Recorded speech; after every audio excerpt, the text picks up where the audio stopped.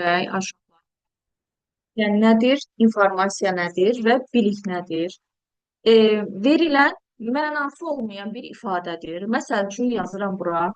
AJ, I, 3, nə bilim, DS və yaxud da adi bir ədəd yazıram. Və ya e, sual, nə bilim, nida yazıram, altdan xətt və s. Yəni müxtəlif cür simvolların ardıcıllığını qeyd edirəm aşağılar. Yəqin ki, ekran görürsünüz. Ekran görürsünüz.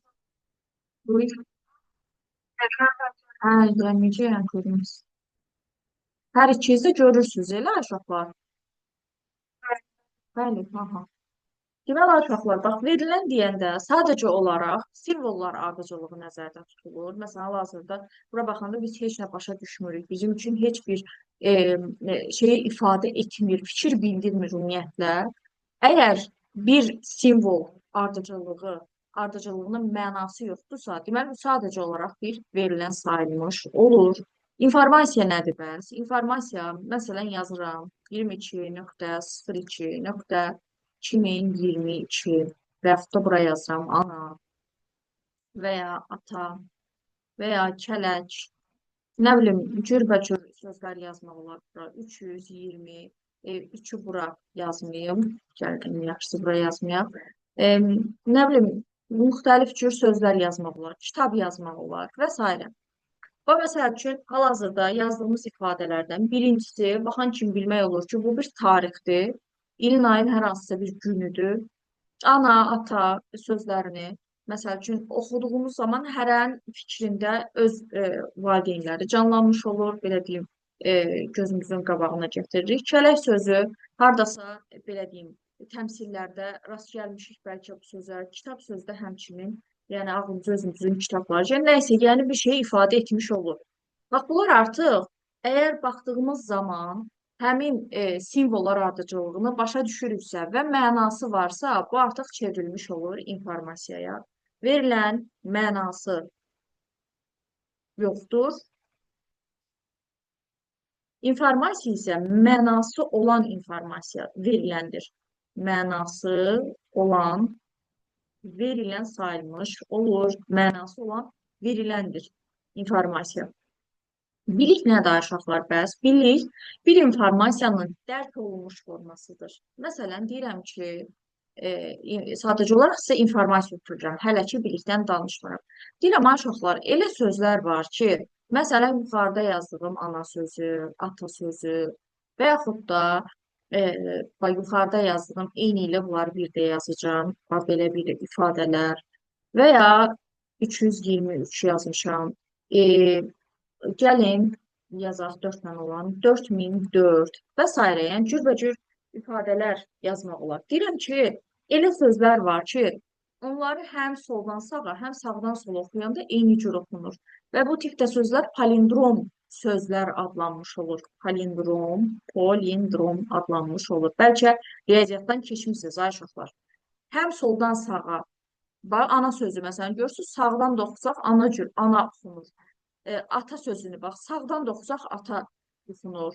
Sonra bax bu tarix, görürsünüz, sağ tərəfdən də oxumuş olsam 22.02.2022 olaraq oxunmuş olur. Sol tərəfdən də oxusaq 22.02.2022 olaraq oxunur. Aşağılar. 323-ü də sağ tərəfdən də oxusam 323 olaraq oxunur. 4004 sağdan da oxusam 4004 olaraq oxunur və s. Deməli, bu tipdə sözlər adlanır palindrom sözlər və yaxud da palindrom ədədlər və yaxud da palindrom cümlələr də var aşağılar. Məsəl üçün, gəlin ona uyğun bir cümlə yazaq. Məsələn, bikə, kök, əkib. Aşağı sinif kitablarında rubuşlar var və orada müxtəlif cür, yəni bu tipdə sözlərdən, cümlələrdən qeyd olunur. Hal-hazırda tam olaraq hamısını xatırlamıram. Məsələn, bu cümləni də aşağılar sağ tərəfdən oxusaq, b-i-k-ə, bikə, kök, əkib. Görürsünüz, sağdan da oxusam eyni cür oxunur. İndi bax, deməli, bunlar hamısı palindrom adlandı. Hal-hazırda mən sizə informasiya ötürmüş oldum. İndi sizə deyirəm ki, aşağılar, əgər başa düşmüsünüzsə, mənə bir palindrom ədəd nümunə deyə bilərsiniz. Palindrom ədəd. Həm sağdan oxunsun, həm soldan eyni cür oxunan bir ədəd Zeynəb deyə bilərsən. Hı -hı. Aha, aha. 11, bəli. Humay sən, bəli, düz dedin Zeynəb. Buyur Humay. Buyur, buyur, bəli.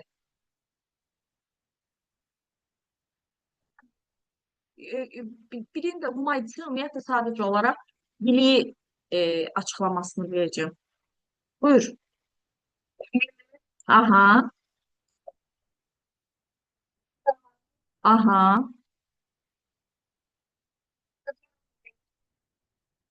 Sonra 11. Hə. Sonra buyur.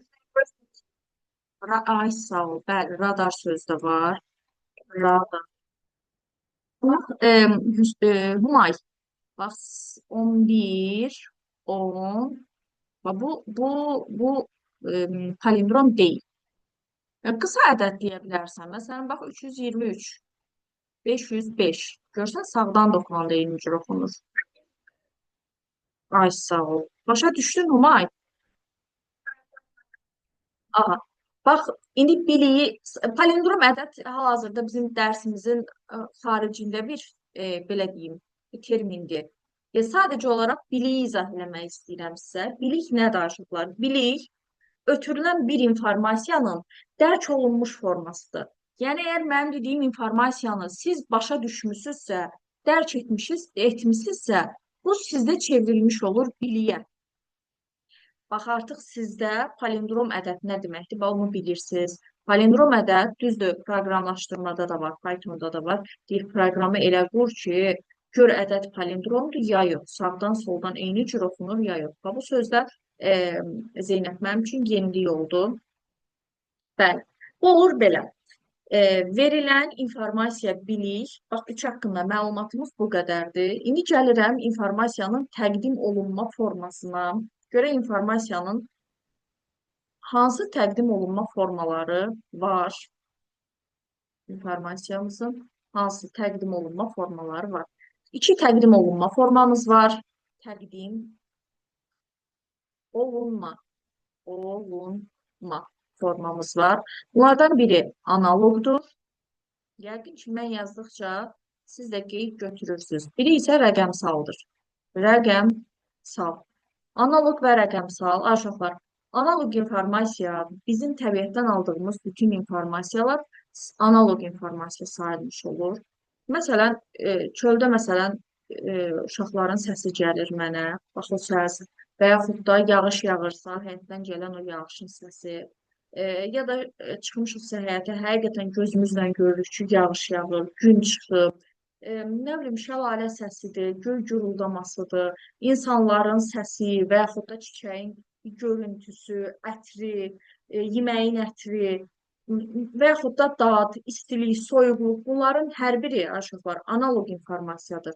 Və biz bu informasiyaları 5 duyğu üzvlərimiz vasitəsilə alırıq, hansı ki, biz bunları, yəni aşağı sinif kitablarında da keçmişik, hardasa biologiya dərsində duyğu üzvlərimiz hansılardır? 5 duyğu üzvümüz vasitəsilə alırıq.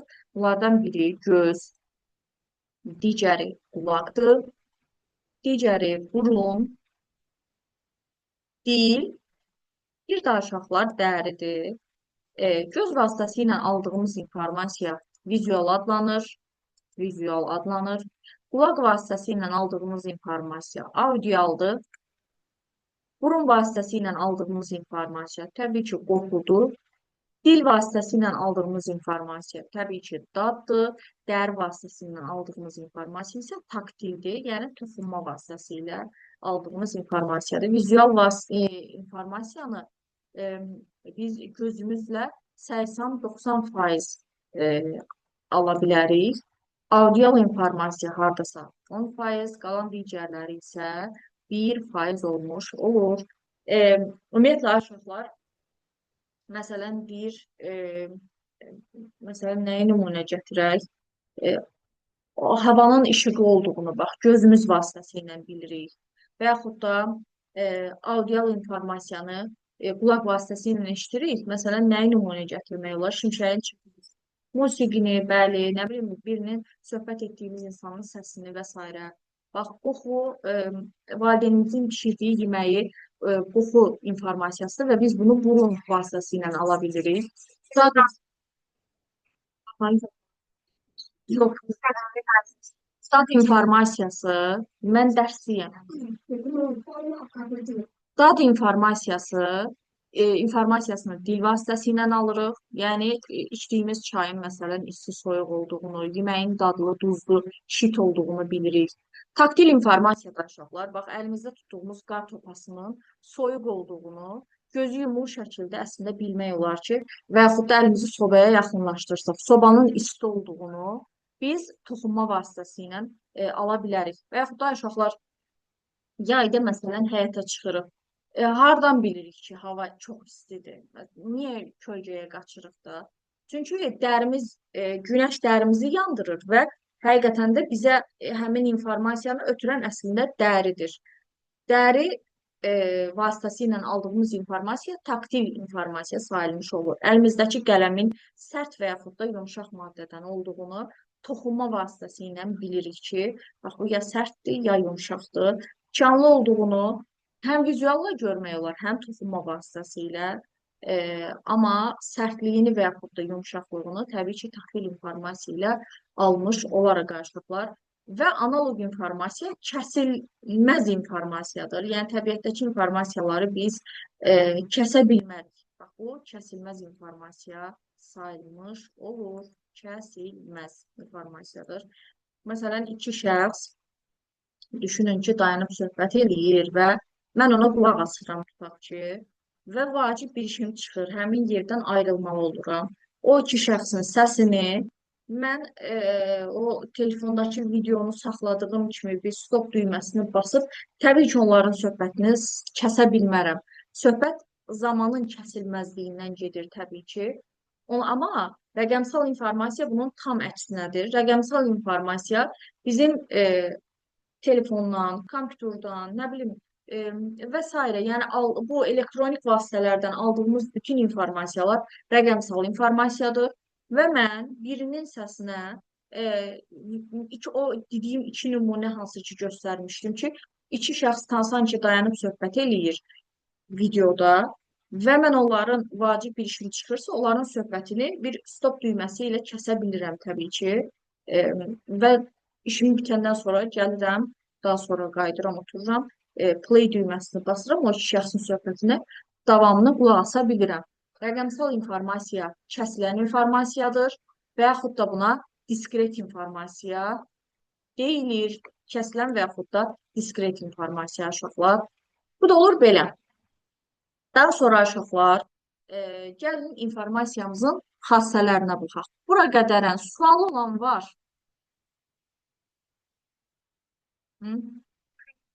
Sual yoxdur.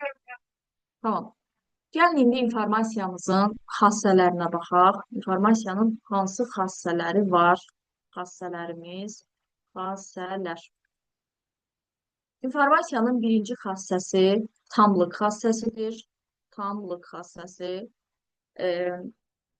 Məsələn, uşaqlar, öz dostunuzla, yoldaşınızla sabah bir yerdə görüşmək istəyirsiniz. Amma nə yeri haqqında məlumat verirsiniz, nə də saat neçədə görüşərik, o haqda məlumat verirsiniz. Və siz yoldaşınıza natamam informasiya ötürmüş olursunuz. Həmin orada tamlıq xassəsini, informasiyanın tamlıq xassəsini pozmuş olursunuz. Və ya düşünün ki, riyaziyyatdan hər hansısa bir qaydadır və həmin qayda üzrə belə deyim, tapşırıq işləməlisiniz, məsələ işləməlisiniz. Qayda dəftərinizə baxırsınız, görürsünüz ki, qayda dəftərinizin sanki bir hissəsini evdəki balaca bacı qardaşınız varsa, onlar vərəqin yarısını cırıb. Yəni yazır, tutaq ki, müxtəsər vurma düsturu A plus B yazıb, mötərizəni belə bağlayıb, üstü yoxdur və yaxud da nə bilim, bərabərdə açılışı yoxdur. Düsturu bilmədiyimizə görə biz onu gəlib orada məsələdə tətbiq edə bilmirik. Yeni öyrəndiyimiz tutaq ki, bir düsturdur. Bax, tamlıq xassəsi pozulmuş olur. və ya valideynimizin bişirdiyi, tutaq ki, hər hansısa bir bişirmək istədiyi yemək resepti. Resepti yazıb, amma məsələn, vərəqin reseptin yarısı yoxdursa, ya cırılıbsa, ya yanıbsa, nə isə bir şey olubsa, o orada yazılmış tutaq ki, 3 yumurta və yaxud da bir stəkan pesok yazılıb. E, bax, bu verilənlərlə təbii ki, həmin şirniyyatı bişirə bilməz. Çünki burada tamlıq xassəsi pozulmuş olur. Və sairə, yəni cürbəcür kitablarda da nümunələr var. Obyektivlik xassəsi nədir? Obyektivlik xassəsi obyektivlik xassəsi. Uşaqlar, tamlıq xassəsi kitabda necə qeyd olunur? Hər hansısa bir nəticəyə gəlmək üçün orada verilənlər, verilən informasiyalar əgər kifayət qədərəndirsə, deməli orada tamlıq xassəsi pozulmuyub. Bax, kitabda olan nümunə, gəlin baxaq.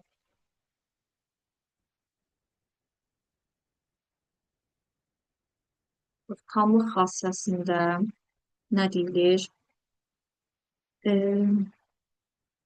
Bax, deyir, əgər informasiya obyektin vəziyyəti haqqında düzgün qərar qəbul etmək üçün kifayətdirsə, deməli onu tam hesab etmək olar. Natamam məlumat səhv bir nəticə və yaxud da qərara səbəb ola bilər. Bəli, əgər informasiya kifayət qədər deyilsə, deməli tamlıq xassəsi pozulmuş olur. Obyektivlik nədir uşaqlar? Obyektivliyin əksi bilirik ki, subyektivdir. Subyektiv. Nə deməkdir bu? Subyektiv fikir tək bir nəfərin fikridir. Məsələn, tək mənim fikrimdir. Obyektiv fikir isə artıq hamı tərəfindən qəbul olunmuş bir fikirdir.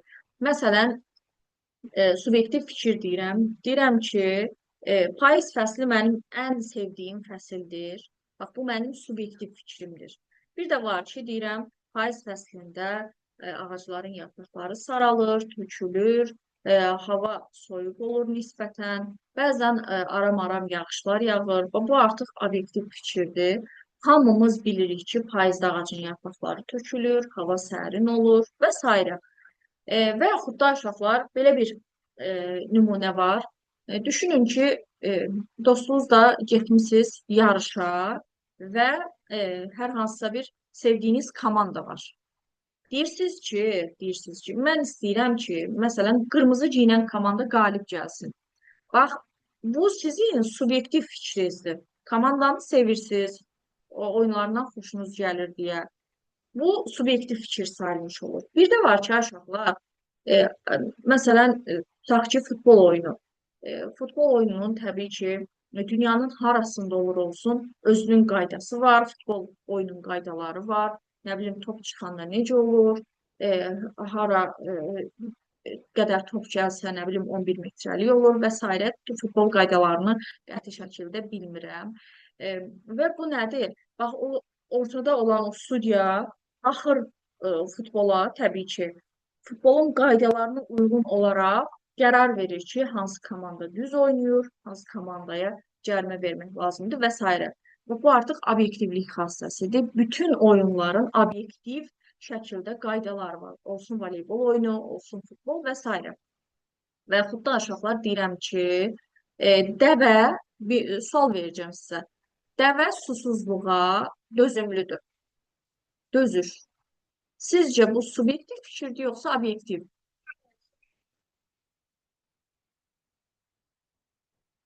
Bəli, doğrudur, bəli.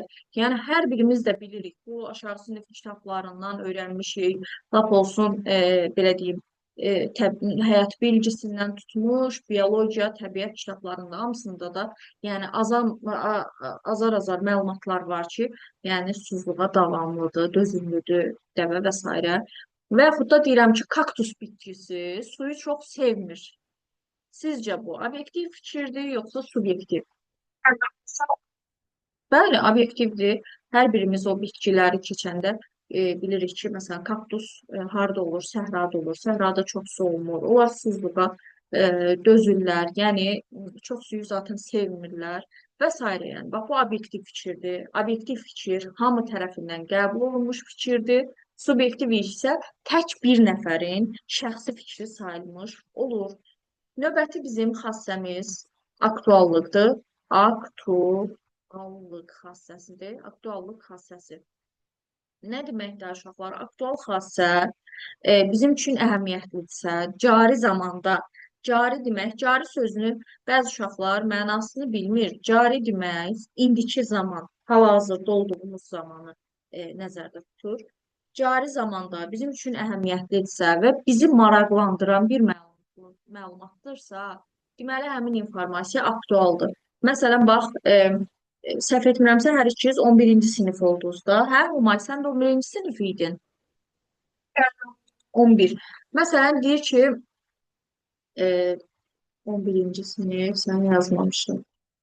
11-ci sinifsiz, bax, mart ayında inşallah sizin buraxılış imtahanınız olasıdır. Birisi paylaşım eləyib. Deyir ki, bu il e, buraxılış imtahanları mart ayında olmayacaq.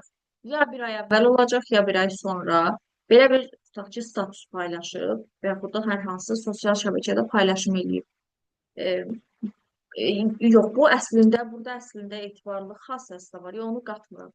Məsələn, bax, bu ilin 11-ci sinifin buraxılış imtahanı və yaxud da blok imtahanlarının vaxtı sizin üçün aktualdır. Keçən il nə qərar çıxartdılar? Keçən il dedilər ki, hansı ki, bir saat əlavədən vaxt verilir birinci qruplarda kimya və yaxud da informatika seçənlər üçün. Bu il artıq onu ləğv etdilər. Məsələn, bir saat əlavədən vaxt vermirlər. Keçən il uşaqları 4 saata, bəzən 4 fənn, bəzən isə 3 fənni oturub işləyirdilər. O qaydanı ləğv etdilər. Bu qayda aşıqlar bu ilin 11-ci sinif, bu il qutaran 11-ci siniflər üçün aktual informasiya idi. Çünki onlar imtahan verdi o qayda ilə. Yəni cürbəcür bir söz, məsələn, aktuallığa aid olmayan nədir? Deyir, tutaq ki, Fransanın hər hansısa bir şəhərində, nə bilim, su basıb və yaxud da orada insanlar miting keçirir və s. Yəni cürbəcür təbii ki, sosial şəbəkələrdən xəbərlər eşidirik. O informasiya bizim üçün aktual deyil. Bizi maraqlandırmır, bizim üçün əhəmiyyətli deyil, bizim cari zamanımız üçün əhəmiyyətli deyil. Olduğumuz yerdə, hal-hazırda mənim olduğum yerdə deyilsə ki, yolu su basıb, avtobuslar işləmir. Mənim üçün təbii ki, o informasiya aktual informasiyadır. Niyə? Çünki mən evə getməyin yollarını təbii ki, araşdırmalıyam. Amma başqa bir ölkədə, başqa bir şəhərdə olan o tipdə informasiyalar aktual sayılmır. Ümumi şəkildə cümlələrin içərisində cari, aktiv, indiki zaman, əhəmiyyətli sözlərini eşitdiksə, bax bu informasiyanı, aktuallıq xassəsini deyərik ki, ödəmiş olur. Növbəti uşaqlar, aydınlıq xassəsi. Aydınlıq. Aramızda uşaqlar, musiqiyə gedən var. Getmirsən musiqiyə. Humayın səsi idi da, yəqin ki. Zeynəbin. Humay sən? Deyirəm, musiqiyə getmirsən. Getməmişəm. Mən də musiqiyə getməmişəm Humay. Amma Zeynəb gedib. Məsələn, buradakı bu notlar Zeynəbə tanışdır. O deyir ki, bəli, məsələn, Zeynəb baxan kimi bilir ki, bu Üzeyir Hacıbəylinin Koroğlu Verturasıdır. Ən azından buradakı notları tanıyır və belə deməyim də, yəni baxan kimi sən bilirsən ki, bu notlar hansılardır, burada nə verilib və s. Amma məsələn, mən baxanda bilmirəm ki, orada bu nədir məsəl üçün, bu hansı notdur, digəri və yaxud da bu, niyə bunlar belə xətlər üzərində yazılıb və s. Bax, burada yazılmış informasiya mənim üçün anlaşıqsız informasiyadır. Başa düşmədiyim bir dildə yazılan informasiya, simvollar qarışıq şəkildə yazılıbsa, oradakı informasiyanı başa düşmürəmsə, bax, o informasiya mənim üçün anlaşıqsız informasiya sayılmış olur. Və yaxud da aydın olmayan informasiya, anlaşıqlı sözünün yerinə bəzən testlərdə aydınlıq xassəsi kimi də yazılır. İnformasiya nəzərdə tutulan şəxsin başa düşdüyü şəkildə verilərsə, onu anlaşıqlı hesab etmək olar. Növbəti uşaqlar, bir digər xassəmiz hansıdır? Bir digər xassəmiz bizim adekvatlıq xassəsidir. Adekvatlıq xassəsidir. Xəttimi bilmirəm, oxuya bilirsiniz ya yox. Adekvatlıq xassəsi. Adekvatlıq xassəsi, bəli, nədir bəs? Adekvat məqsəd və vəzifələrimizə uyğunluq dərəcəsini bildirir. Yəni, düşünün ki, birinci qrupa, belə deyim, hazırlaşırsınız, imtahan verəsiniz, amma tarixdən hazırlaşırsınız. Bax, burada adekvatlıq xassəsini pozmuş olarıq. Və ya o kitabdakı nümunələrdən bir neçəsini deyəcəm. Deyir ki, e, e, məsələn, Nuray deyir, Nuray maşın alıb, Nurayın atası ona maşın alıb, amma Nuray nə bilim heykəltaraşlıq kursuna və yaxud da sürücülük kursuna gedir. Bax, orada o adekvatlıq xassəsini pozmuş olur. Məqsəd və vəzifəsinə uyğun hərəkət etmir. Çünki əgər maşın alıbsa, təbii ki, o sürücülük kursuna getməlidir, vəsiqəsi olmalıdır və s.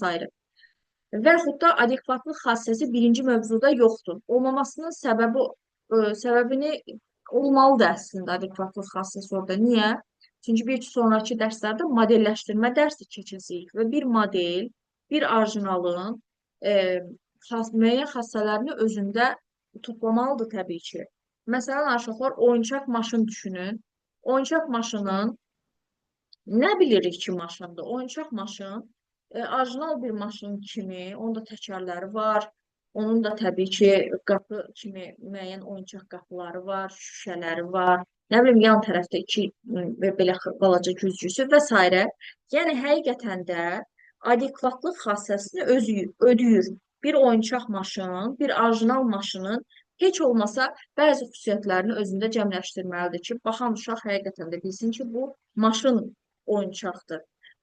Və yaxud da insanın tutaq ki, bəzi modelləri, insan modelləri, məsələn, bax, robot, məsələn, şəxsiyyət vəsiqəsi olsun, məsələn, mankendir və s. Yəni, bax, bunlar hardan bilirik ki, qlobus, ay sağ ol. Və insanın modelini hardan bilirik ki, insan modelidir? Təbii ki, o da insan kimi, onun da qolları, oyuncaq bir kuklanı düşünün, onun da qolları olur, ayaqları olur, nə bilim, uzun saçı olur və s. Bax, orada adekvatlıq xassəsi ödənmiş olur, ay uşaqlar. Başqa adekvatlıq xassəsini, bax, onu nümunə gətirə bilərəm ki, deyə bilərəm ki, adekvatlıq məqsəd və vəzifələrimizə uyğunluq dərəcəsini göstərir. Müharibə vaxtı daha çox xəbərlərdə eşidirdik. Deyirdi ki, düşmən bizim ordumuza, bizim hər hansısa bir bölgəmizə atəş açdı. Ordumuz ona adekvat cavab verdi. Yəni, ona uyğun cavab verdi. Hansı saatlarda atəş açıbsa, hansı bölgəmizə atəş açıbsa, oradakı əskərlərimiz təbii ki, ona uyğun cavab verir. Həmin saatda, həmin istiqamətdə və s.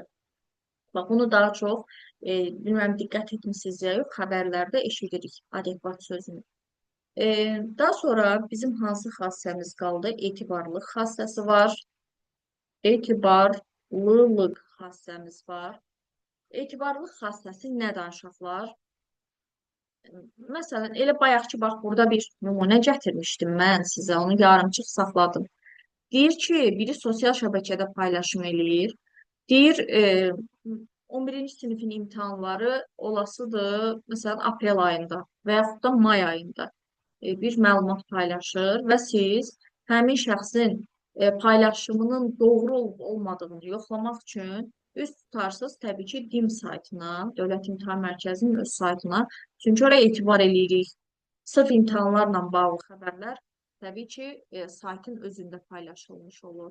Məsələn, mən də müəllimlərlə bağlı bir informasiya olanda DİM saytlarına üz tuturam, müəllimlərin öz saytlarına tutaq ki, üz tuturam ki, görən orada nə paylaşıblar.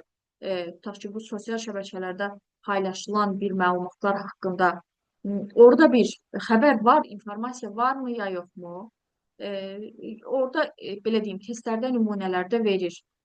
Biri naməlum, tutaq ki, nömrədən mesaj yazıb və yaxud da, bax, etibarlılıq xassəsi pozulub orada və s. Yəni, bax, etibarlılıq xassəsi də budur. 2 və daha çox, belə deyim, informasiya mənbəyinin paylaşımı üst-üstə düşürsə, deməli, orada etibarlılıq xassəsi ödənmiş olur. Bax, gəlin, bizim kitabımızdakı, burada olan xassələrə baxaq. Obyektivlik xassəsi, tamlıq, aktuallıq, anlaşıqlılıq, etibarlılıq Bir də dediyim kimi bura əlavə olunur adekvatlıq xassəsi. Bunlar oldu bizim informasiyamızın xassələri. Gəlin uşaqlar, bura nəzər yetirək. Bax, bu bizim e, analog informasiya ilə bağlı suallardır. Bir-bir sualları cavablandıraq. Buyur Zeynəb, şagird tənəffüsdə narıncı yedi. O, meyvədən hansı növ informasiyanı alar?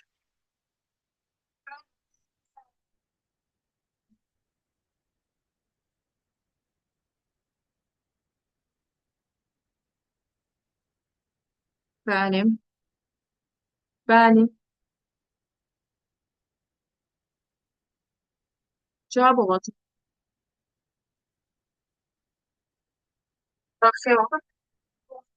Bəli, doğrudur. Buyur Humay, bir taktil informasiyadır bilir. Səncə hansı taktil?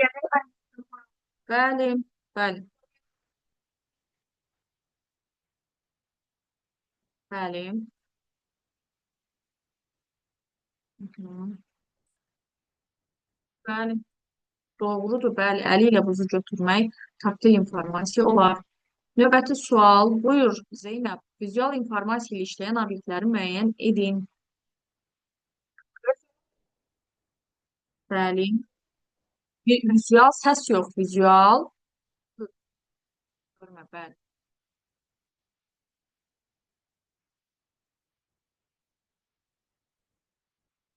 Bəli, kütəyi çıxırıq.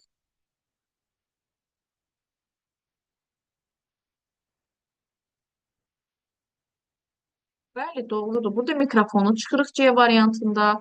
B variantında fonendoskop o həkimlərin qulağına taxıb ürəyə qulaq asan aparata deyilir. Fonendoskop. Yəni orada algıyal var. Doğrudur. Ona görə A variantı olur. Mikroskop, turbin, teleskop. Buyur Humay.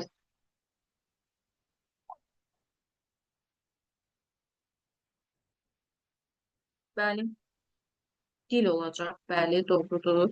Buyur Zeynəb. Eylər ver diaqramı.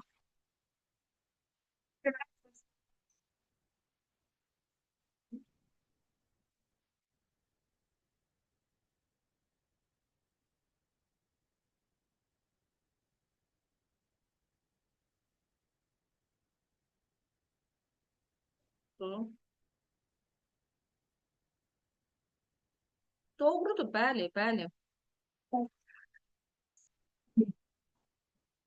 Penal. Bəli, şu ruçkanın içini nəzərdə tutur, qələmin. Yalnız vizualda doğrudur. Bəli.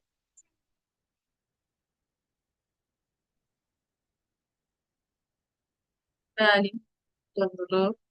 Aha,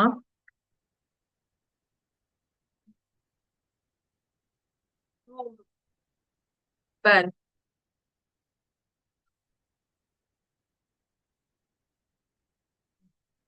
bəli,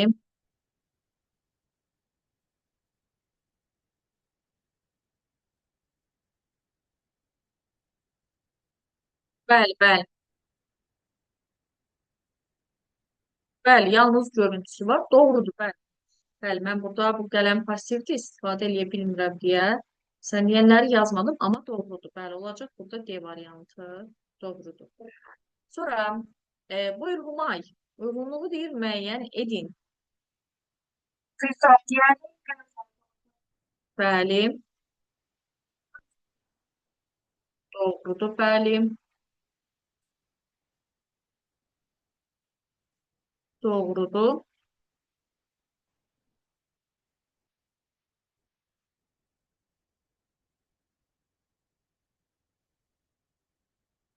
Bəli, doğrudur. Yaxşı, Humay deyə bilərsən, bəs şırıltı, qışqırıq hansına aid olar? Buradakıları demirəm. Səs, bəli. Yaxşı, bəs yumşaq tikanlı? Bəli, doğrudur. Doğrudur. Düzdür. İndi gəlin baxaq sənlərlə bağlı suallara. Buyur Zeynəb, aktual informasiyaya aiddir.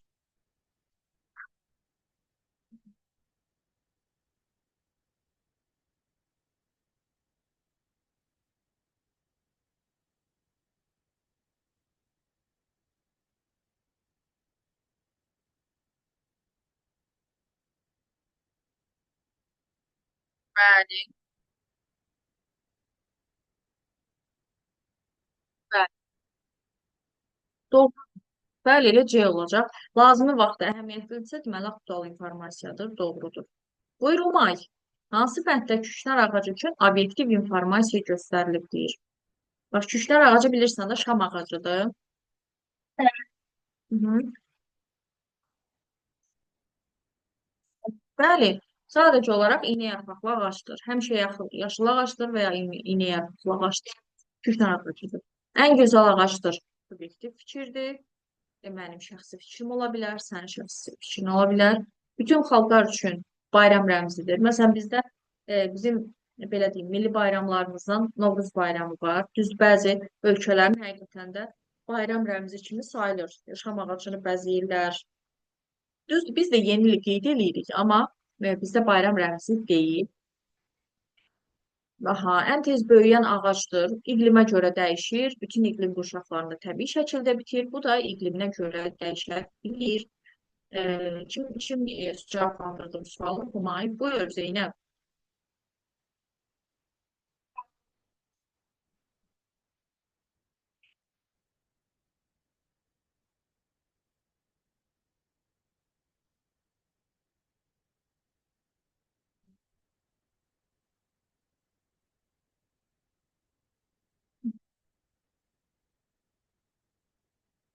Bəli. Doğru.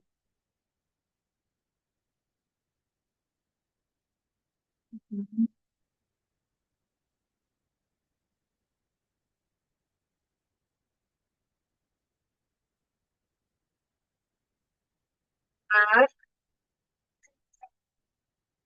Bəli, doğrudur. Obyektiv informasiyadır. Yəni radar nədir bilirsiniz də, maşına gəlir bəzən. Bəli, mənə sürət həddini maşınla bağlı görsün sürət həddini aşan kimi deyir, çəkib paylaşırlar şəkil üzərində. Bir var, bir şəxsi qərəzliyimiz olan şəxs şəkil paylaşsın. Yəni oradakı informasiya olacaq natamam. Çünki e, tam ətraflı məlumat nəyə əsasən, yəni durmusan bura cərimə deyirsən. Oradakı informasiya subyektiv olacaq. Birisi paylaşım eləyərsə təbii ki, anlaşıqsız olmaz, başa düşülən olar. Amma oradakı obyektiv və yaxud da tanrılıq xassəsi pozulmuş olar. Bəli. Buyur Humay. Doğru ifadəni bir müəyyən edin.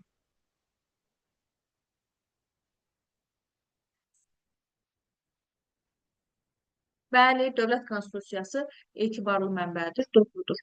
Tam informasiya həmişə aktual olmaya bilər. Tam informasiyadır, amma bu il üçün tutaq ki, keçərli deyil. Nə bilim, bir 10 il bundan qabaq oxuduğumuz tarix kitablarındakı məsəl üçün bax, məlumatlar tam informasiyadır. Yəni, nə bilim, 1900 neçənci ildə hansısa, tutaq ki, sülh müqaviləsi olub və s. amma aktual deyil. B variantında deyir, etibarlı mənbələrdən alınan informasiya anlaşıqlı olur. E, Bəlkə bizim başa düşməyəcəyimiz bir ölkənin dilidir, o dildə yazılıb, oradakı informasiya etibarlıdır, amma biz başa düşmürük. Qeyd də həmçinin subyektiv informasiya insanların əksəriyyətinin yox, bir nəfərin fikridir. Elmi məqalələrdəki informasiya anlaşıqlı olur. Xeyr. Yəni yenə dediyim kimi ola bilər ki, bizim başa ümumiyyətlə Azərbaycan dilində də bəzi məqalələr var ki, çox uzundur. Şəxsən axıra çatanda baş yaddan çıxır və s.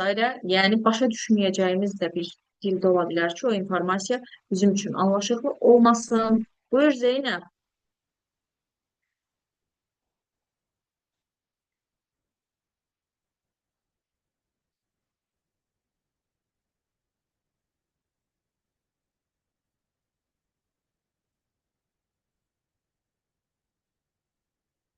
Hı hı. Bəli.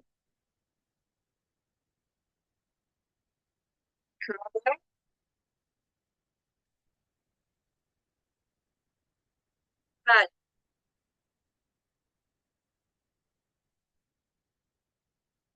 Bəli, doğrudur. Natamam informasiyadır və anlaşıqlı. Buyur Humay. Buyur. Bir də etibarsız. Hı -hı.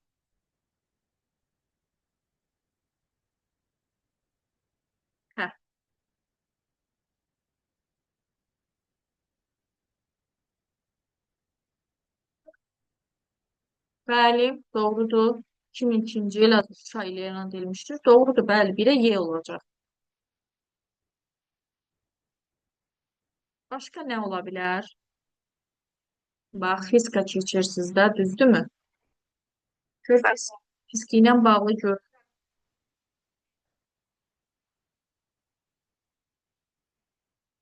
Bəli, Humay gördün də Humay elə. Aha, hə. Bəs etibarsız. Qoy bir dənə öz desin gör, özü desin. Saniyə. Buyur, Humay.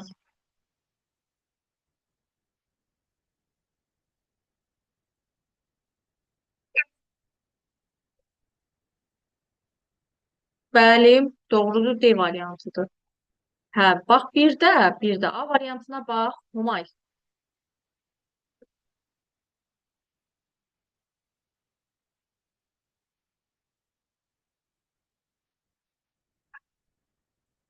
Hı, bəli. A variantı da etibarsız informasiyadır. Bu arada B variantında uşaqlar, bax oxumaq olmur. Hansı? Bəli, anlaşıqlı deyil. Uşaqlar, mən bunu maraq üçün o Google Translate-də tərcümə etmişdim bir gün ki, görəsən həqiqətən burada nə yazılıb. Görən elə belə bir hə, Novruz bayramı ilə bağlı deyir, Novruz bayramında gecə ilə gündüz bərabərləşir. 20-sindən 21-nə keçən gecə gündüz bərabərliyi olur. Belə bir məlumat verib və sadəcə olaraq anlaşıqsızdır, amma əslində etibarlı informasiyadır. Aydındır? Tərcümə etsək, anlaşıqsız olduğuna görə bizim başqa dildədir, etibarsızdır, anlaşıqsızdır. Amma maraq üçün də bunu bilmək istəyirdim ki, görəm bu etibarlıdırmı yoxsa etibarsız? Sadəcə olaraq anlaşıqsızdır. Amma tərcüməsini bilsə etibarlı informasiyadır, çünki doğru məlumat verilir orada. Sonra uşaqlar, bu informasiyanın birinci mövzu rahatdır. Elə bilirəm ki, siz də yorulmamısınız. Düzdürmü? Tamam, ona görə də davamını da gətirəcəm. İnformasiyanın təqdim edilmə forması. Rahatdır bu informasiyanın təqdim edilmə formasında. Sadəcə burada bir cədvəl var, ona baxaq. Məsələn, e, mənim sizə yazdığım, bax, bayaq sizə məlumat vermişəm səslə ki, bizim 6-da saat dərsimiz olasıdır. Eyni informasiyanı təqdim etmişəm səs vasitəsilə və mən o informasiyanı mətn formasında da uşaqlar sizə təqdim edə bilərdim təbii ki. Bir informasiyanı, bir fikri, müxtəlif informasiyanın təqdim edilmə formalarında bildirmək olar, qarşımızdakını çatdırmaq olar. Mətn informasiyanın təqdim edilmə forması bizim dərsliklərdə, jurnallarda, hətta veb səhifələrdə belə gördüyümüz bütün informasiyalardır. Ədəd informasiyanı, bax, birindən soruşuram, deyirəm, saat neçədir? Deyir, tutaq ki, saat 18:54-dür. Bax, ədədi informasiya təqdim etmiş olur mənə. Və yaxud da, nə bilim, evdə ötən yerdə soruşuram. Deyirəm, futbol neçə-neçədir? Deyir, tutaq ki, 3-2 falan komandanın xeyrinədir. Bax, orada mənə o ədədi informasiya ötürmüş olur. Və yaxud da bütün riyazi ifadələr, tarix, zaman verilənlərin hər biri ədədi informasiya sayılmış olur. Qrafik informasiya, qrafik deyəndə sadəcə olaraq söhbət şəkildən getmir. Söhbət adi bir cədvəl, çertyor, sxemlər, bax bunların hər biri, həmçinin bunlar da qrafik gedir, yəni. Sonra səs informasiyası, musiqi, səs küylər, insanın qavradığı bütün səslər hər biri səs təqdim edilmə formasıdır. Video isə film, video çarxlar, klip, bir videonun yaranmasında nələr iştirak eləyir? Deyə bilərsiniz, videonu yaratmaq üçün nədən istifadə edir? Hə, yəqin ki, özünüzün şəklini çəkib, nə bilim, üzərinə musiqi falan qoyub paylaşımlar eləyirsiniz bunu dövrümüzün hər bir uşağı kimi. Bax, bu, belə deyim də, bu nə deməkdir? Bu, videonu yaradırıq da biz əslində şəkilləri birləşdiririk, müəyyən proqramlar vasitəsilə üzərinə musiqi qoyuruq, sözlər yazırıq, olur video. Hətta o bəzi belə deyim, videolarda görmüsünüz, kitabın son hissəsinə belə müəyyən qədər şəkillər çəkil də, hər vərəqə xarakterin bəli, hərəkətini çəkirlər və Bəli, belə çevirdikcə sanki hərəkət edirmiş kimi bir görüntü yaranmış olur. Bu da nə deməkdir? Bu o deməkdir ki, video əslində şəkillərin bir-birini əvəz etməsi ilə yaranan bir görüntüdür uşaqlar. Bu da olur belə. Bu rahat məsələdir. Gəlin buna baxaq. Bax, idman dərsində deyir ki, idman dərsində sırada Vüsal, Nərgiz, Leyla və Zaur durur. Gəlin gerisinə baxaq. Və deyir ki, Vüsal, Nərgiz, Leyla və Zaur durur. Vüsal, bəli, Nərgiz və Leylanın tam arasında durur. Tam arasında durmaq o deməkdir ki, uşaqlar. Yəni, buradan bura qədər olan məsafə, buradan bura qədər olan məsafəyə bərabərdir. Tam ortada dayanır. Və Nərgiz ilə deyir, Vüsal arasındakı məsafə Leyla ilə Zaur arasındakı duran məsafəyə bərabərdir, ha, uşaqlar. Və nə deyir? Vüsal ilə Zaur arasındakı məsafə, bax, Vüsal ilə Zaur arasındakı bütöv məsafə 4 metrdir. Nərgiz ilə Zaur arasındakı məsafəni bizdən soruşur. Bizdən soruşduğu məsafə, bax, bu bütöv məsafədir. Bu nə deməkdir? Və bunların aralarındakı məsafə hər üçü eyni qədərəndir də, yəni. Yaxı, burada deyir, zaten, bəli, cavab 6 olacaq, bəli. Bura zaten Vüsal eyni tam ortada durduğuna görə buradakı informasiya buna bərabər, buradakı məsafə buna bərabər idi. Bundan da bunun bərabər olduğunu da yeni özü qeyd eləyir. Hər üçü bərabərdir. Bunlar da bərabər olduğuna görə bütöv məsafə 4 metrdir ki, deməli Vüsal ilə Leyla, Leyla ilə Zaur arasındakı məsafə 2 metrdir. Bu buna bərabər olduğuna görə bu da 2-dir. 2-nin üzərinə 2, bir də 2 gələcəm, cavab olacaq 6. Sonra uşaqlar, bir də nəyə baxaq? Gələk bu tipdə məsələlər kodlaşdırmada daha çox istifadə olunur. Bir mebel mağazasında oturacaqları qırmızı, sonra yaşıl, bir də boz rəngli deyir stullar və 2 növ yazı stulları satılır. Toğrul atası ilə mağazaya gəlib stul dəsti almaq istəyir. Onların deyir seçim variantları nə qədər olar aşağılar. Orada müəyyən qraflar, belə deyim, modelləşdirmənin müəyyən növündən istifadə olunub, ağac modelindən istifadə olunub. Bu tipdə sualları izahında, kitabda izahları var. Amma tövsiyə eləyərdim ki, necə həll eləyək? Məsələn, stulların sayı qırmızı, yaşıl, bir də bozdur. Stollarımız da 2 növdür. Məsələn, stollarımızın biri olsun kvadrat, bir də olsun dairə. Onların seçim variantları deyil, nə qədər olar? Bax, əvvəlcə ağac formasını qeyd eləmək istəyirəm. Bax, qırmızı stulla kvadratı və yaxud da dairəni götürə bilər. Yaşıl stulla kvadrat, dairəni götürə bilər. Boz stulla kvadratı, bir də dairəni götürə bilər, uşaqlar. Hər stulla 2 dənə variantımız var bizim. Ona görə də 2, 2, 2 olacaq 6. Amma təbii ki, bunlar çox ola bilər. Bu verilənlər çox ola bilər. Ona görə bu yol sərf eləmir. Tövsiyə eləyərdim ki, birinci növ hansı ki, o stullar verilib, o stulların sayını yazasınız. 3 dənə bizim stul növümüz var. 2 dənə də bizim stol növümüz var, uşaqlar. Bunları bir-birinə vursam, yenə 6 etmiş olar. Yəni, buradakı 2 qırmızı stula düşən stollar, 2 yaşıl stula düşən stollar, 2 dənə də boz stula düşən stolları belə saysaq, zaten 6 eləyir. Dediyim kimi, buradakı verilənlər, rənglərin sayı, stolların sayı çox ola bilər və bu metod hardasa sərf eləməz. Ən gözəli, bax, budur ki, yəni bunları bir-birinə vurasınız. Və yaxud da sual verilir bunlarla bağlı. Deyir ki, 0, 1, 2, 3 rəqəmlərindən deyir istifadə etməklə, rəqəmlərindən istifadə etməklə neçə 3 rəqəmli ədəd düzəltmək olar. 3 rəqəmli ədəd düzəltmək olar. Bax, 3 rəqəmli ədəd deyir, 3 dənə yer ayrı. 3 dənə. Növbəti tapşırığı verəcəm, sərbəst işləyəsiniz, Zeynəb. Olarmı? Bax, 3 dənə yer ayıracağım. Bax, 3 rəqəmli ədəd dediyinə görə. Birinci yerdə hansı rəqəmlərdən istifadə edə bilərəm? Birinci yerdə ədəd neçə rəqəmli deyir? 3 rəqəmli deyir, neçə ədəd düzəltmək olar? Bax, sıfırla başlayan ədəd yoxdur. Mən birinci mövqeyə 1-i qoya bilərəm, 2-ni, 3-ü. Sanki birinci mövqe dediyim, yəni yüzlük mərtəbəsinə. 1-i qoya bilərəm, 2-ni, bir də 3-ü.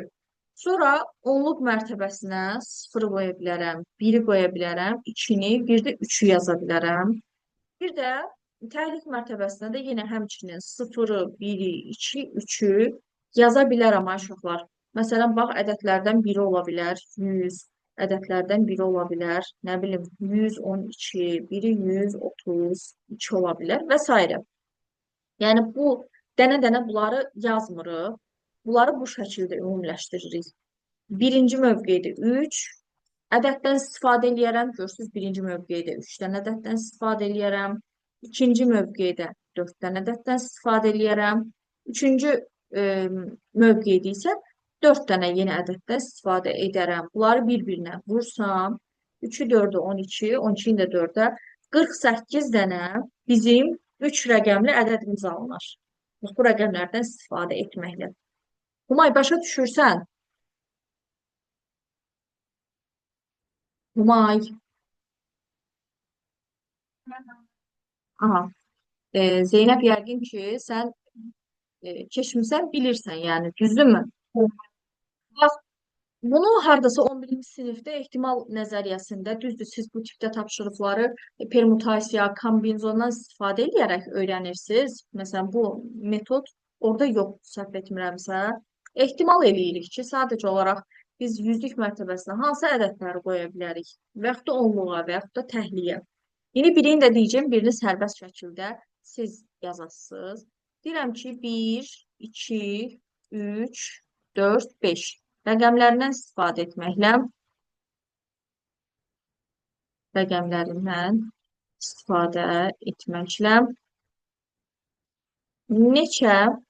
neçə 4 rəqəmli ədəd düzəltmək olar? Yox, sərbəst yazaq, Zeynəb. 4 rəqəmli ədəd düzəltmək olar. Dəftərimizə sərbəst yazaq, amma əla, sərbəst şəkildə yazaq.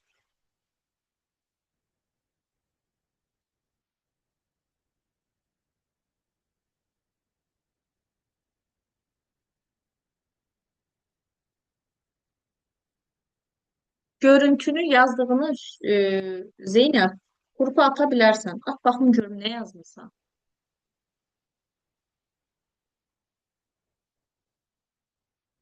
Səhv etmirəmsə qrup bağlıdır elə.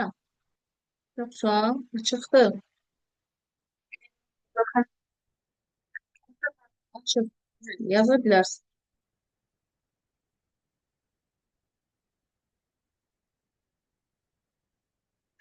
Hı -hı.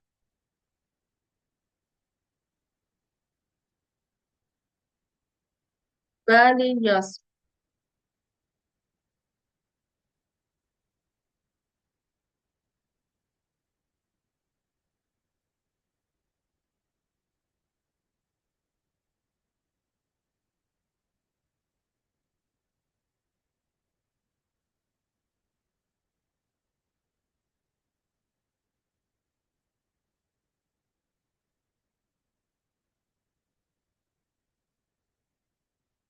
Hı -hı.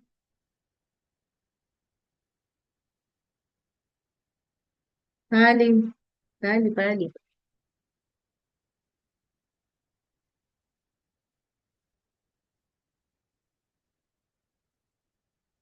Doğrudur.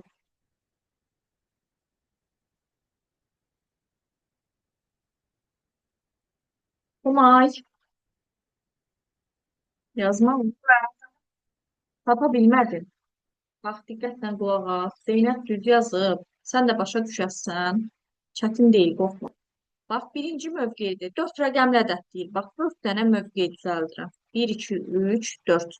Dörd rəqəmli ədəd deyirik də. Bax, nə tipdə biz ədədlər düzəldə bilərik? 1234, nə bilim 1521, 1200, 1234 və s. 35 və s. cürbəcür ədədlər düzəldə bilərik. 5555 və s. Bax, bu ədədləri durub dənə-dənə yazsaq, imtahan bitər demək olar ki, belə bir şey imtahanda rastımıza çıxsa. Ona görə də dörd rəqəmli ədəd deyil deyə dörd dənə mövqe çəkirəm. Minlik, yüzlük, onluq və təhlik mərtəbəsi. Minlik mərtəbəsinə hansı ədədləri qoya bilərəm? Humay. Bax, sıfır falan 1, 2, 3, 4, 5. Biri də qoya bilərəm. Birlə başlayan ədədimiz var da, düzdürmü? Burada mənim sıfırı qoymamağımın səbəbi o idi ki, sıfırla başlayan ədəd yoxdur. Məsələn, belə bir ədədimiz yoxdur. Bu zaten 12 deməkdir.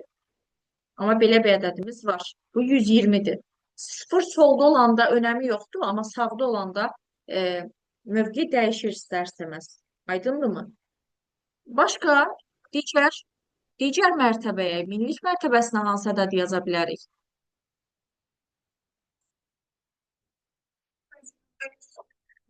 Hamısını yaza bilərik. Orada sən hazırda burada ədəd düzəltmirsən. Sadəcə olaraq həmin mərtəbələrə hansı ədədləri yaza bilərik?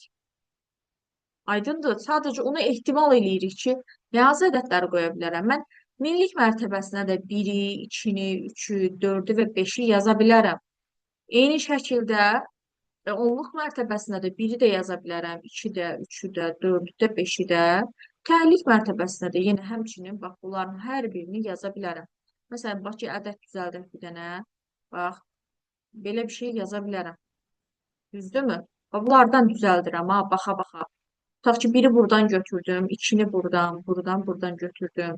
Sonra tutaq ki, bu minlik mərtəbəsindən 4-ü götürəcəm. E, minlik mərtəbəsi, 10 minlik mərtəbəsindən 4-ü götürdüm. Minlikdən 2, sonra onluqdan 1, buradan da 5. Və görsən, hərəsindən bir ədəd götürərək 4 rəqəmli ədəd düzəldirəm. Aydın olur, Humay.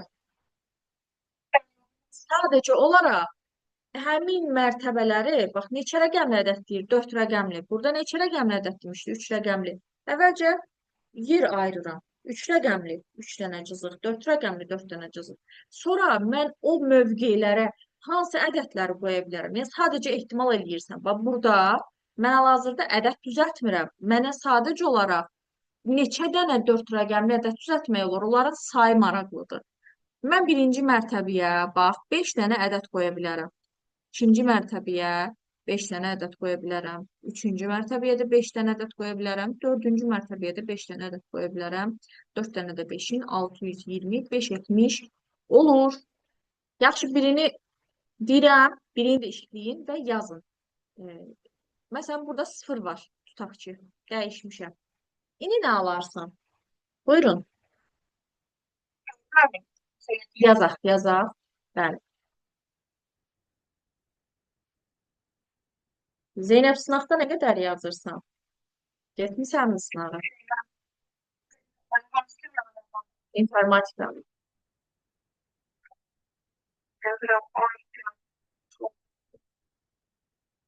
Keçən ildə getmisən bəs informatikadan?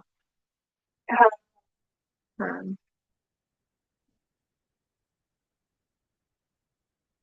OTK biraz uzun tapşırıqlar idi, çətin tipli idi.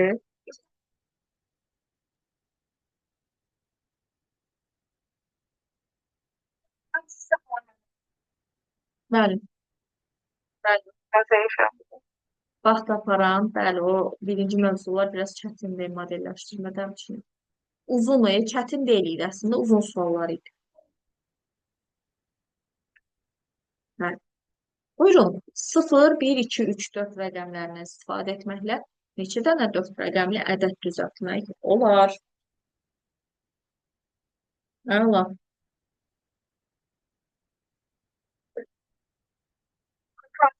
At, bəli.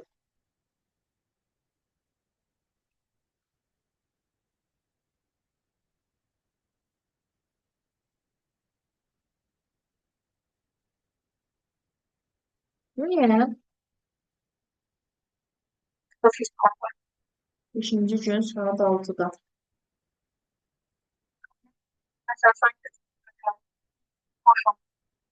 Saat 6'da.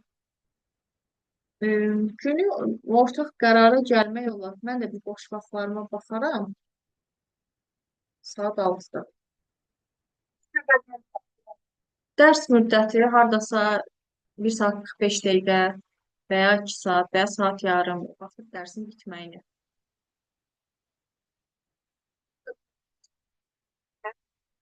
19:30-da olar ona kimi qoşul. Evə verəcəm birinci mövzu, e, birinci dildən birinci mövzunu. Sonra mən sizə qrupa kitablar atmışam. Bax, informatika dim kitabını atmışam. Kodeyranı, bir də Arrayı. Hər üçündən birinci mövzunu işləmək. Çünki siz 11-ci sinifsiz və biz artıq noyabr ayındayıq. E, bəli. Ona görə hər üçündən işləyin. Nə qədərən sualınız olsa, növbəti dərsdə onlara baxasıyıq. Yəni bir-bir. Məsələn, onların içində Array kitabı biraz ağır kitabdır. Amma sənin üçün də yenilik olası, çünki Arraydan işləməmsən. İşdə, hə, işdə sən üçün yeni-yeni orada suallar var. Sualın olanda da inşallah növbəti dərsdə baxasıyıq. Belə. Bəli, düzdür. Sən də yazdın. Cavab 500 olacaq. Bəli. Zeynəb, çıxmaq istəsən, çıxa bilərsən. Mən bundan sonra izah eləyəcəm informasiyanın proseslərini, onunla da yekunlaşacağım. Yəni, necə istəyirsən? Bəli. Deməli, belə, bax, bəli, düz yazmısan, Humay. Birinci mövqedə yenə 4 rəqəmli ədəd dediyinə görə 1, 2, 3, 4 rəqəmli ədəd düzəldirik. Birinci mövqeyə mən 1-i, 2-ni, 3-ü, 4-ü yazaram. İkinci mövqeyə 0, 1, 2, 3, 4-ü yazaram. Üçüncü mövqeyə belə yazmışsan, elə? Bəli, 2, 3, 4. Birinci mövqedə 4 ədəd. İkinci mövqedə 5, 5 ədəddən istifadə edək. Cavab olacaq burada 500. İndi sualı, belə deyim, Humay, biraz da dəyişmək istəyirəm. Məsələn, deyirəm ki, 0, 1, 2, 3, 4 rəqəmlərindən istifadə etməklə yazaq bura neçə müxtəlif rəqəmli ədəd düzəltmək olar. Müxtəlif 4 rəqəmli ədəd düzəltmək olar. Əvvəlcə birini mən yazım, sonra bir digər nümunəni verəcəm, özün yazarsan. Bax, müxtəlif rəqəmli demək nə deməkdir? O deməkdir ki, bir ədədin içərisində 2 rəqəm təkrar olaraq işlənməsin. Məsələn, bizim yazdıqlarımızın içərisində ola bilər ki, bu tipdə ədəd alınsın. Ola bilər ki, belə bir ədəd alınsın. Məsələn, 4, 4, 0, 2. 2-dən 4 təkrarlanır. Məsəl üçün, burada bu müxtəlif rəqəmli ədəd deyil. Və ya, nə bilim, yazaq bura 3, 0, 3, 1. Və burada 3 təkrarlanır. Bu müxtəlif rəqəmli ədəd deyil. Yəni, rastgələ bizim 4 rəqəmli bayaq bütün ədədləri soruşurdular. Amma indi məndən rəqəmləri müxtəlif olan 4 rəqəmli ədəd düzəltməyimi istəyir. Bunun üçün mən yenə 4 dənə mövqeyi düzəldirəm. 4 mövqeyi və mən birinci mövqedə 1-i, 2-ni, 3-ü, 4-ü istifadə edə bilərəm. Bax, Humay, düşün ki, birinci mövqedə tutaq ki, 2-ni istifadə etmirsən. Minlik mərtəbəsində 2 yazmışıq. Da burada mən 2-ni istifadə edə bilmərəm. Mən burada 0-ı, 1-i, 3-ü və 4-ü yazaram. Tutaq ki, bu belə deyim, minlik mərtəbəsinə də bu 10 minlik mərtəbə idi. Minlik, 100, yox, bu minlik mərtəbəsidir, bu olacaq 100-lük mərtəbəsi. Məsələn, 100-lük mərtəbəsinə də tutaq ki, 2-ni işlətmişəm. Daha növbəti 10-luq mərtəbəsində 0 istifadə eləyə bilmərəm. Mən istifadə edərəm 1-dən, 3-dən və 4-dən. Məsələn, fərz eləyirəm ki, burada da 3-dən istifadə etmişəmsə, təhlil mərtəbəsində artıq 3-dən istifadə etməyəcəm. Eləyəcəm 1-dən, 4-dən. Məsələn, deyə bilərsən ki, ay müəllim, axı 4-də təkrarlanır. Ay müəllim, axı 3-də təkrarlanır. 1-də təkrarlanmış oldu. Dediyim kimi bu sadəcə olaraq bir ehtimaldır. Yəni, məsələn, burada da bir işlətmişik. Bax, görsən, müxtəlif rəqəmlə alınmış oldu. Ya fərz hər dəfəsində bir ədəd işlənəndə, da işlətdiyin ədədi oradan çıxardırsan deyir, say azalmış olur. Görsən, əsas mənə lazım olan saylardır. Bax, burada 4 dənə rəqəmlə istifadə eləyərəm. Minlik mərtəbəsində 4 ədəddən istifadə eləyə bilərəm, 4 rəqəmlə. Sonra yüzlük mərtəbəsində yenə 4 dənə rəqəmlə istifadə eləyə bilərəm. Sıfırı bura təzədən qaytardığımıza görə. Sonra 110-luq mərtəbəsində 3 rəqəmdən istifadə eləyə bilərəm. Təhlik mərtəbəsində də 2 rəqəmdən istifadə eləyə bilərəm. Başa düşdün?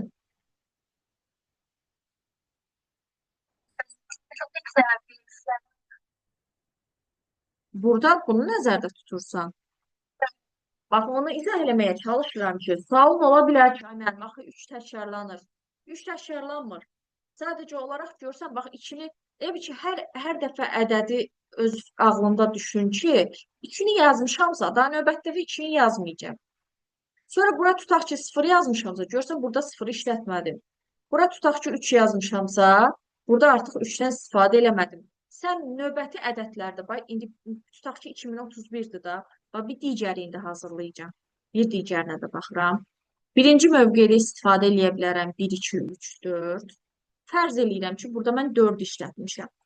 Və artıq burada 4-ü işlədə bilməyəcəm. İşlədəcəm 0-ı, 1-i, 2-ni, 3-ü.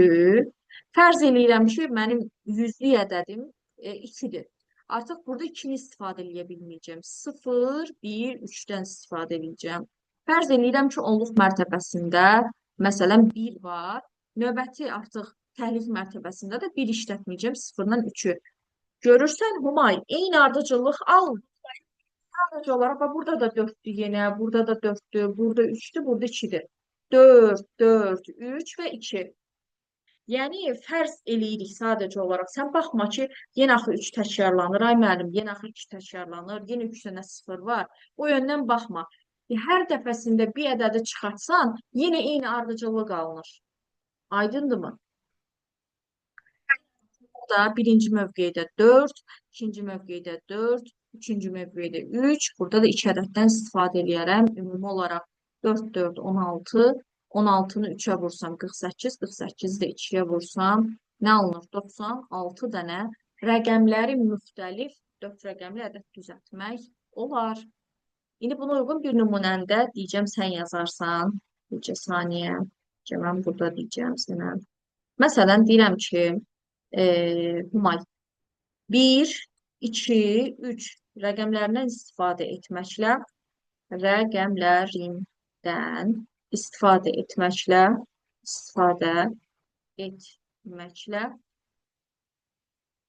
neçə 3 rəqəmli neçə rəqəmləri müxtəlif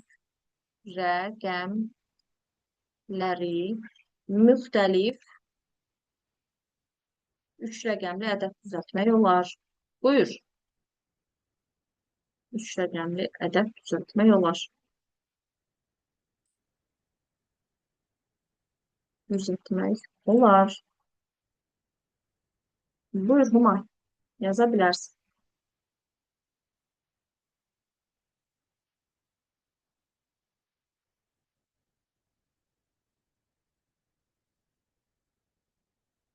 Bir dəqiqə.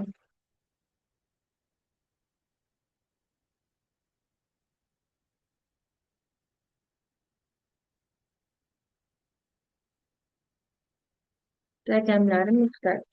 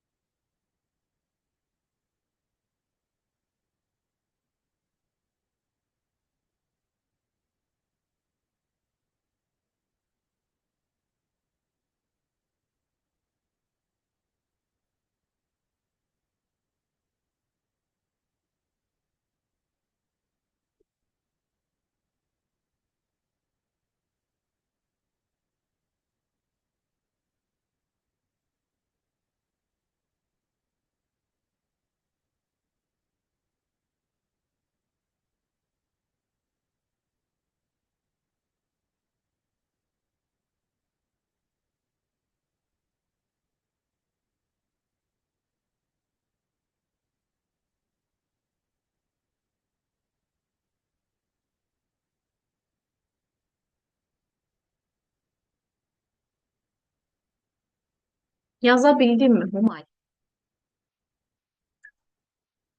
Cavab 12. Gəl baxaq. Cavab 12. Deməli, 3 rəqəmli deyil. Birinci mövqeyə. Nə yazmısan birinci mövqeyə? Bəli. İkinci mövqeyə. Bəli. Üçüncü mövqeyə də. Niyə ki? Rəqəmləri müxtəlif deyir. Bax, Humay. Birinci mövqeyə tutaq ki, 1 qoymusan. Sən yox. Birinci mövqeyə sən qoymusan 3-ü. Birinci mövqeyə 3 qoymusan. İkinci mövqeyə daha 3-ü işlətməmisən. Doğrudur. Bunu düz yazmısan. Sonra ikinci mövqeyə də məsələn 1 işlətmirsən. İndi axı burada 1 işlədə bilməzsən. Buraya yalnız 2 istifadə edə bilərsən. Aydın olur. Bəli. Belə deyim, burada da tutaq ki, 2 bax, müxtəlif rəqəmlərdə dağıldı. Sən əgər bura 1, 2, 1, 3 bura nə yazmışdın? Sən yazmışdın bura 3-ü yazmışdın. Bir də nə yazmışdın? 1, 3. Axı bax, ehtimal ola bilər ki, burada da bir dənə 3 olsun. Görsən, 3-ün də yazılma ehtimalı var. Ona görə yazmırsan bunu. 3 hal birinci mövqeydədir, 2 hal ikinci mövqeydədir, bir halda digər mövqeydədir. Bizim 6 dənə 3 rəqəmli müxtəlif ədədimiz düzələ bilər. Aydın olur. Əla. Deməli, gəl baxaq bir növbəti. Görüm orada nələr var idi. Burada ağacvari belə deyim, modeldən istifadə olunur. Sonra burada yazılı mətni daha yaxşı başa düşmək üçün kitabda deyir, nədən istifadə olunmur?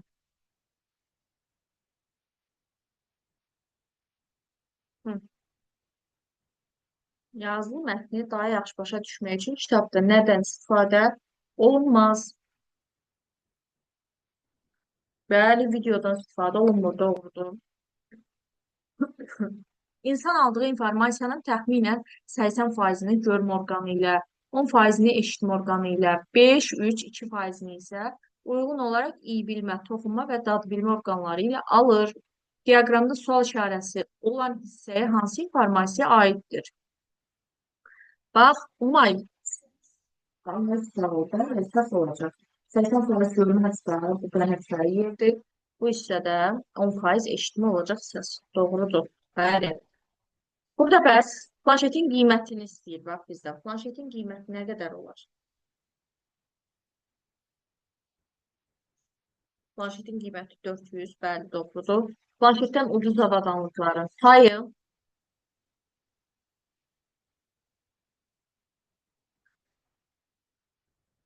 web kamera, printer, bir də skaner. Doğrudur. Smartfondan baha avadanlıqların sayı bəs.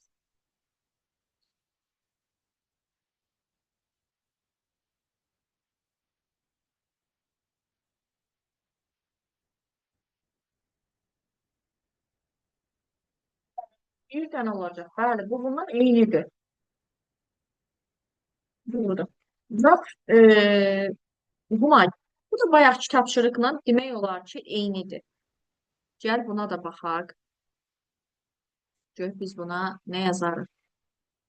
Bax, deyir ki, məktəb yeməkxanasının menyusunda birinci yeməklərdə dovğa, toyuq və tomat şorbası, ikinci yeməklərdə kotlet və ya balıq, içkilərdən isə çay və ya kompot təklif edilir.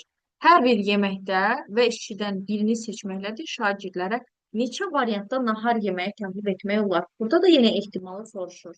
Və biz, Humay bir fikrim var sualla bağlı. Bax, bayaqki kimi eləyəsirik, o rəqəmlərlə necə işləmişdik? Burada da eyni şəkildə işləyəsirik.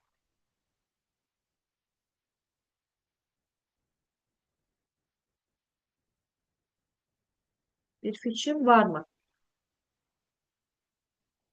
Bax, burada da sanki bax, birinci mövqeyə verilib, ikinci mövqeyə də verilib, üçüncü mövqeyə də verilib. Birinci mövqeyə nə yazarsan?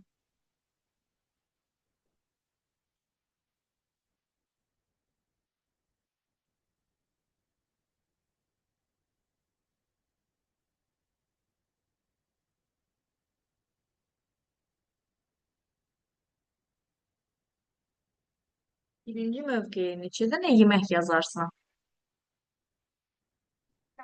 Bəli, birinci mövqeyə üstünə yemək yazarıq. Dovğa, toyuq, tomat şorbası. İkinci mövqeyə bəs. Bəli, iki dənə. Bəli, balıq. Üçüncü mövqedə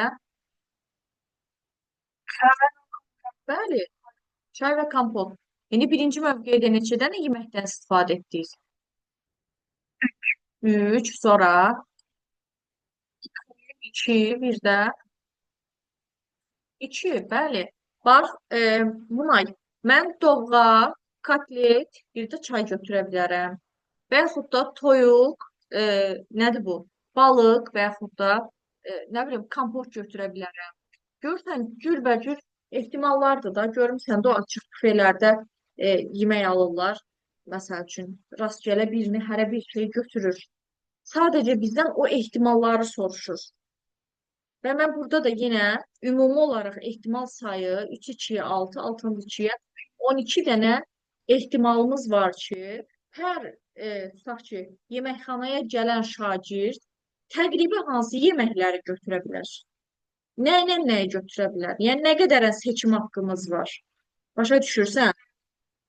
Bəli. Olacaq 12. Növbəti sualda, bax, şəkillərdə 5 qarpızın arasında deyir, tarazlıq münasibəti göstərilib. Hansı qarpız deyir, ən yüngüldür? Səncə hansı qarpız ən yüngül olar?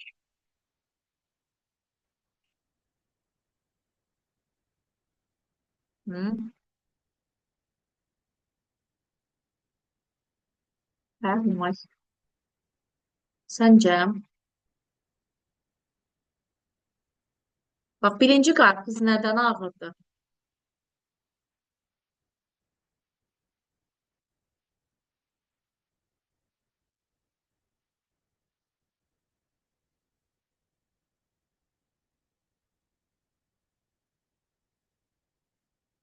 Birinci qarpız, elə? İkini seçmişsən, düz seçmişsən. Bəli, doğrudur, cavab 2-dir. Hardan tapdın 2-ni?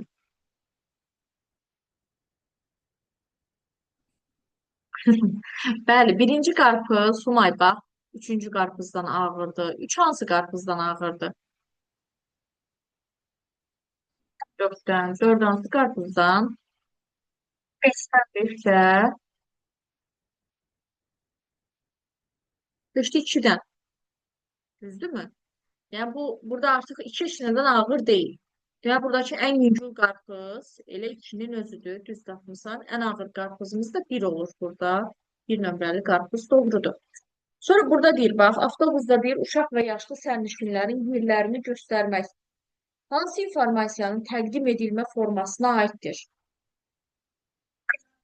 Bəli, doğrudur. Sonra dərslikdə deyir, sözlərin yazı qaydalarını vermək. Mətin, bəli. Sonra mağazanın açılış vaxtını bildirmək. Ədədi. Yolda sürətin maksimal həddini qeyd etmək. Bu da bəli. Konstruktorun bir yığılma qaydasını vermək. Qrafik, bəli, doğrudur. Bəli, olacaq bu şəkildə, doğrudur. Daha sonra Humay, bax, burada informasiyanın bir qalır prosesləri 1.4. Yorulmamısansa, bax, bunu da qeyd eləyək, keçək. İnformasiyamızın, əla, İnformasiyamızın 4 dənə prosesi var. İnformasiyanın qəbulu, informasiyanın emalı, ötürülməsi, bir də saxlanılması. Hal-hazırda mən informasiyanı ötürən tərəfəm, sən isə informasiyanı qəbul edən tərəfsən. Dəftərində qeyd götürürsənsə, deməli informasiyanı saxlamış olursan. Mən verdiyim məsələləri, yəni emal eləyib yazırsan orada, sonra mənə cavab verirsən, görsən düzgün cavablar verirsənsə, bax, bu artıq olmuş olur informasiyanın emalı prosesi. İnformasiyanı emal etmiş olursan. Saxlamaqla bağlı bu kitabda belə bu tipdə şəkillər var. Deyir ki, lap qədim dövrlərdə bu şəkil 100%, yəni o tarix kitablarında, Azərbaycan dil ədəbiyyat kitablarında görmüsən. Var, ədəbiyyat kitablarında da var. Aşağı 5-ci, 6-cı sinifin, bəlkə yadına gələr ya yox. Orada deyir ki, insanlar əvvəlcə informasiyanı, lap əvvəllər informasiyanı daş qayalar üzərinə qeyd eləyirdilər. Daha sonra ölü heyvan dərlərinin üzərində belə deyim, qeyd edirdilər. Yazı yox idi, yazı meydana gəlməmişdi. Məsələn, bir mağarada belə deyim, neçə dənə e, ailə üzvü varsa, o qədərən adama oxşayan bu şəkildə şəkillər çəkirdilər və yaxud da bir ailənin neçə baş heyvanı varsa, o qədərən belə inək, öküzə oxşayan, qoyuna oxşayan şəkillər çəkirdilər və yaxud da sayla göstərirdilər 1, 2, 3 və s. Bax, ən əvvəl informasiyanı saxlamaq üçün heyvan dəriləri və daş qayalardan istifadə ediblər. Daha sonra yazı meydana gəlib, sonra yavaş-yavaş kağız meydana gəlib, sonra çap meydana gəlib, ən sonunda da elektrikin kəşfi meydana gəlib. Məsələn, sual verə bilərsən, sual yarana bilər səndə ki, ay müəllim, necə olur ki, çap aparatı elektrikdən əvvəl belə deyim, ixtira olunub? O vaxtki çap aparatları toka taxılmış formada deyildi. Məsələn, indi istifadə etdiyimiz printerlər təbii ki, elektrik avadanlığına qoşulmasa, rozetkaya qoşmasaq, təbii ki, onu işlətmək olmaz. Amma o vaxtın belə deyim, çap aparatları sanki maşınka kimi idi. Yəni onları boya tökürdülər və bir-bir hərfləri basırdılar. O rəqəmlər qalxıb kağıza boyalı hərfi vurub düşürdü. O vaxtın çap aparatları o şəkildə idi deyə elektrikə ehtiyac olmayıb. Ən sonunda elektrikin kəşfi olub. Nəysə, sonra bax, yavaş-yavaş kağızın çapı olur və artıq informasiyalar kağızlar üzərində yazılaraq yayılmış olur. Sonra yavaş-yavaş yaddaş qurğularına keçilir. Hansı ki, kompüterində yavaş-yavaş təkamülü olur və informasiyanı uzun müddət saxlamaq üçün informasiya daşıyıcılarından istifadə olunur. Məsələn, perfokartlar, bax, Humay, perfokart nədir? Perfokartlar ən əvvəl çıxan yaddaş qurğulardır. Bu şəkildə perfokartlar idi.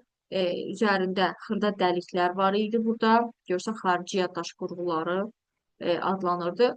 Qoy şəkilə baxmışkən, bu 7-ci sinifin informatika kitabında var bu şəkil. Bu bizim ilk kompüterumuzdur. Gördüyün kimi bir kompüter bütöv otaq boyu yayılmış bu mexanizm sadəcə olaraq bir kompüterdir. Bu bizim ilk kompüterumuzdur və ENIAC adlanırdı. 1946-cı ildə yaranılıb.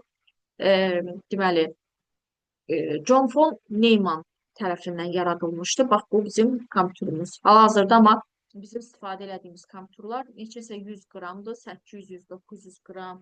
Telefonlarımız görsən çox balacadır, əlimizin içinə sığır. Gör nə boyutlu kompüterdir. Bu da olur belə. Bax, yavaş-yavaş Humay perfokartlardan keçir maqnit lentlərə, maqnit disklərə. Maqnit lent bizim köhnə toy kasetlərimiz, son zənci kasetləri. Yazaq bura maqnit lentlər, maqnit lentlər. Bax bu və yaxud da gəl maqnit lent yerinə yazaq bura streamer kasetlər. Yəqin ki, bu kasetlərdən görmüsən. Humay. Hə, Humay. Hansı rayondansan? Yoxsa Bakıdansan? Deyilsən. Amma yəqin ki, ya nənə babaların evində görmüsən belə bir kasetlər. Bu video kasetləri idi. Bu isə audio kasetləri idi. Video kasetlərdə video informasiya, audio kasetlərdə isə belə deyim, musiqiləri saxlamaq olurdu. Yavaş-yavaş streamer kasetlərdən keçid eləyirik CD, DVD-lərə, optik disklərə. CD-lərimiz, bunları da yəqin ki, o kasetləri görmüsənsə, bunları 100% tanıyırsan təbii ki. CD-lərimiz iki formada olur. CD, R hərfi oradakı İngilis dilindəki reading sözünün baş hərfidir. Yəni, yalnız alıb oxutmaq olurdu həmin diskləri. Məsələn, dolu bir disk almışıqsa, musiqi disk almışıq, tutaq ki, alıb ancaq oxutmaq olur. Onun içindəki informasiyanı silib ora başqa heç bir şey yazmaq olmur. CD-lərin həcmləri 700 MB-a qədərdir. Həqiqətən üzərində belə CD-R yazılır. CD readinglərdir. 700 megabayta qədərən həcmi olmuş olur. Daha sonra CD-RV RV-lər isə V belə deyim, write sözünün baş hərfidir. Bu tipdə diskləri alıb həm oxutmaq olur, həm də məsələn müəyyən müddətdən sonra içindəkini silib başqa bir informasiya da ora yazmaq olur. CD-RV-lər adlanmış olur, yazılır. Üzərinə CD-RV, bax RV-lər yazılır. Həcmləri yenə 700 megabaytdır. CD-RV-lərin də həcmləri bax, burada yazılıb görürsən 700 megabaytdır. Sonra gəlir DVD. Bəli. DVD-lər də eyni şəkildə həm DVD-eri var, həm də DVD-RV-si var. Reading yalnız oxutmaq olur, RV isə silib içinə başqa informasiya yazmaq olur. DVD-lərin həcmləri 4.7 gigabaytdır. CD-lərin həcminə nisbətən təbii ki, çoxdur. Gigabayt, megabayt anlayışlarını bilirsən? Umay. Hə? Gigabayt, megabayt. Məsələn, gigabayt anlayışını o internet paketlərini alanda adətən istifadə edirik. Deyirik ki, megabayt almaq lazımdır və yaxud da internet paketi.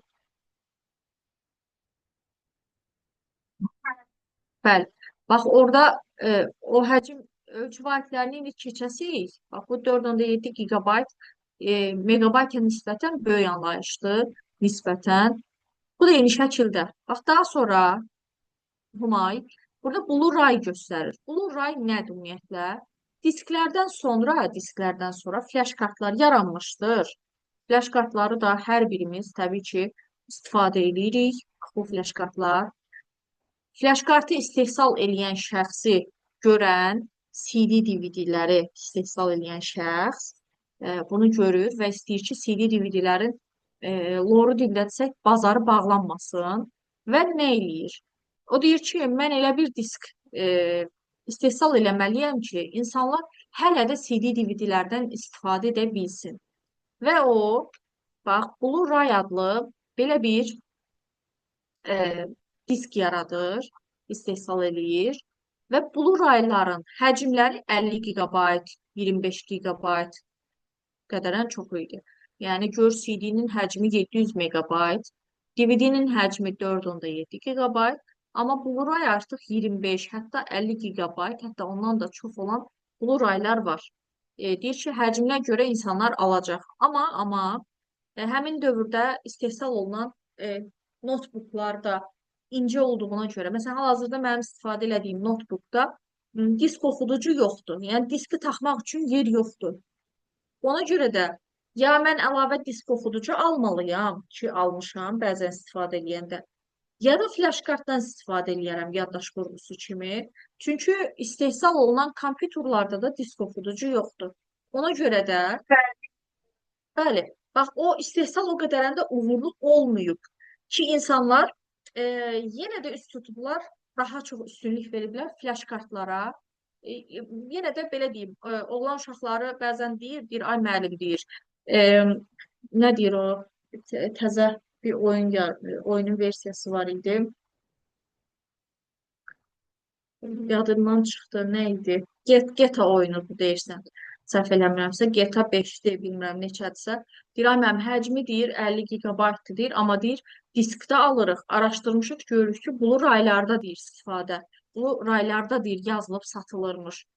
Onlar üçün də məsələn dərs keçəndən sonra maraqlı idi ki, görürsən, oyunun həcmi 50 gigabaytsa, onu necə olub DVD-nin içərisinə yerləşdiriblər?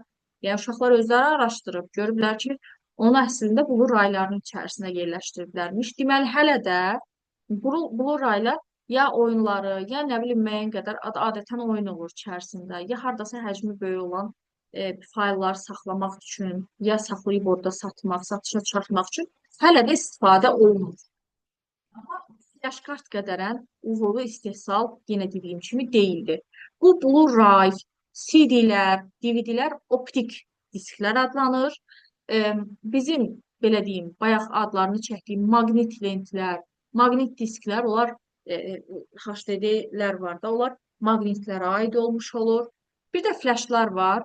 Flash yaddaş, flash flash yaddaşlar var ki, bunlarda flash yaddaş bilirsən nədir? Mən sənə göstərmək istəyirəm flash yaddaşı. Bu flash yaddaşdır, bu yox. Bu da xarici yaddaşdır. Flash kart. Flash kart. Yox, bu deyil. Mənim demək istədiyim bu deyil. Ay sağ ol, bax, bunu nəzərdə tuturam. Bax, Humay, bax, bunları kiçikləri tanıyırsan, bax, bunları.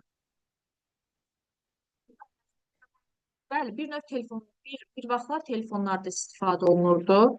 Yan tərəfinə əlavə yaddaş taxmaq üçün. İndi də bilmirəm, tam olaraq istifadə olunanlar var. O köhnə knopkalı telefonlarda daha çox istifadə olunurdu. Bax, bu flash yaddaşdır, bu isə flash kart adlanır.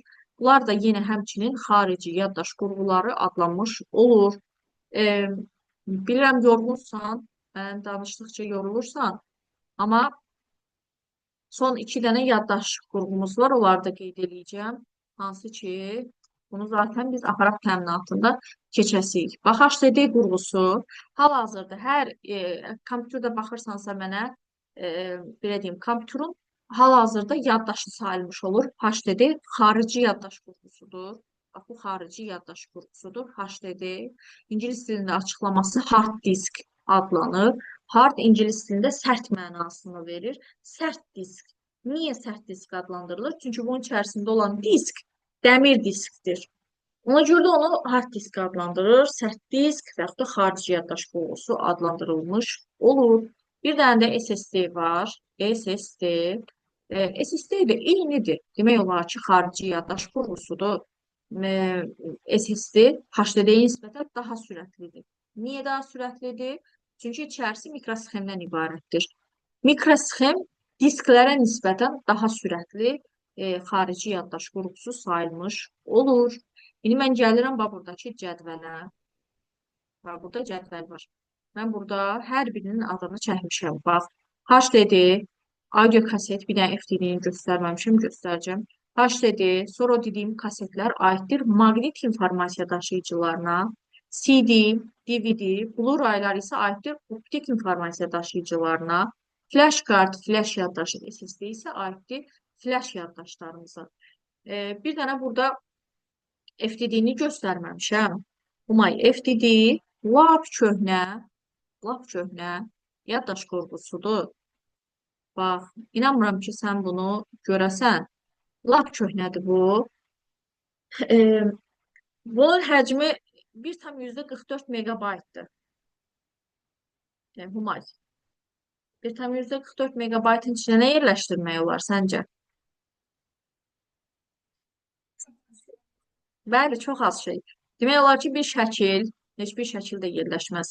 Çəkdiyimiz bir şəkillərin, məsələn, telefonda həcminə bax, gör nə qədərdir. 2 megabayt, 3 megabayt bundan ibarət olan, hətta gigabaytlarla da ifadə olunan şəkillər ola bilər keyfiyyətli. Bunun içərisində indiki dövrdə heç nə yerləşdirmək olmaz.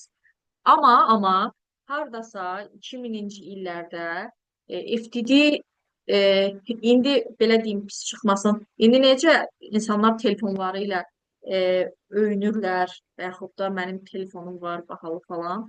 O vaxtda insanlar belə bir tələbələr deyim də, əllərində FTD var idisə, onlar artıq belə deyim, qrupun ən belə öndə gedən tələbələri idi ki, bunlarda FTD var, yaddaş var və içərisində özlərinin sənədlərini, özlərinin, nə bilim, universitetdə diplom müdafiəsi olur. Bu tipdə sənədləri falan yerləşdirirdilər.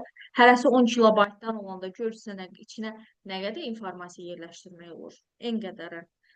O vaxt ki, olan o proqramların keyfiyyəti də aşağı idi deyə, onların həcmləri də az idi. Bu da olur bizim, bax, FTD yaddaş qurğumuz. FTD, Humay, FTD floppy diskdir. Floppy ingilis dilində əyilə bilən, elastik, yəni adi CD, DVD-ləri belə biraz qatlamaq istəsək, təbii ki, qırıla bilər adi CD, DVD-lər. Amma bu floppylərin içərisində olan disklər nə qədər əysək də, belə deyim, qırılmır, əyilgəndir, belə elastikdir. Ona görə də onları floppy disk, FTD, disket və s. Əla. Bu da olur belə. Ən son texnologiyası da bulut texnologiyadır, yadda saxlamaq üçün. E, Belə deyim. Məsələn, telefonlarda var Google Drive və yaxud da Cloud texnologiyası. Görmüsən, Google fotolarımızı yerləşdirir ora. Telefondan silinmiş olsa da oradan silinmir. Bilirsənmi bunu? Google Foto, Google Drive. Bax, telefonda hamımızda var demək olar ki, olur bulut texnologiyası, buludda saxlanılan informasiya. Ötürülmədir, daha sonra emaldır və bunlar saxlayıram növbəti dərsə. Mən. Ötürülmə deyəndə əslində e, ötürülmə hal-hazırda informasiyanı ötürürəm. Sən informasiyanı qəbul eləyirsən. Hansı rabitə kanalı ilə? Kompüter vasitəsilə və yaxud da telefon vasitəsilə ola bilər və ya teleqraf vasitəsilə ola bilər, hava vasitəsilə ola bilər. Bir sinifin içərisində müəllimin ötürdüyü informasiya, oradakı rabitə kanalı havadır. Suda ola bilər informasiyanın ötürülməsi, elektrik xətləri ilə ola bilər. Və burada görsən yazır bax. Ötürmə bir mühit yazır, bir də vasitə. Vasitə ola bilər radio, teleqraf, telefon, televiziya ötürücüsü və s. Amma ötürmə mühiti hava, havasız məkan, maye, elektrik, hətta insanın sinir hüceyrələri belə ola bilər. Sinir hüceyrə deyəndə söhbət mimikadan gedir. Yəni gülümsürüksə qarşımızdakına informasiyanı ötürə bilirik. Aydındırmı? Nə olur belə? Emal deyəndə də bir informasiyanın emal olunması nədir? Bax, deyir ki, məsələn, yazıram bura, bir emal prosesi necə ola bilər? Emal iki cür ola bilər. Bir, yeni informasiya yarana bilər, bir də sadəcə olaraq forması dəyişə bilər. Məsələn, bax, yazıram bura, məsələn, yazaq bura, book, yazıram bura, kitab, bir də yazıram kniga. Buna ingilis dilini imtahan verəcəksin, yoxsa rus dilində? İngilis dilində, yaxşı dərsində. İnformatikada da bəzi sözlər ingilis dilində ifadə olunur. Python proqramlaşdırmada var. Bax, hər üç dildə mən kitab yazmışam. Yəni, buradakı informasiyanın emal olunmasının nəticəsində sadəcə olaraq forma dəyişir. Yeni informasiya yaranmır. Bir də yazıram ki, tutaq ki, 4 plus 5 vurulsun 2 bərabərdir. Yazıram bura 18. Bax, buradakı 18 informasiyanın emalı nəticəsində alınan yeni informasiyadır. Yeni informasiyadır. Kitabda müəyyən nümunələr var. Deyir, müstəntiq dəlillərə əsasən cinayətkarı aşkarladı. Oradakı sondakı o cinayətkar artıq yeni informasiya sayılmış olur. Və s. Yəni, bax, kitabda cürbəcür nümunələr var. Emalla bağlı. Sadəcə bir neçəsini göstərəcəm sənə. Bax, bu. Bir ədədlər hansı qayda ilə emal olunur? Bax, 39-dan 12 alıb, 345-dən 8, 123-dən 4, 654-dən 10 alıb. Hə, hansı qayda ilə emal olunur? Səncə 654-dən 10-u necə alıb? 234-dən 6-nı necə alıb? Bax, variantlara baxıb, mənə bir şey deyə bilərsənmi? Sanki bu bir növ məntiq sualı kimidir.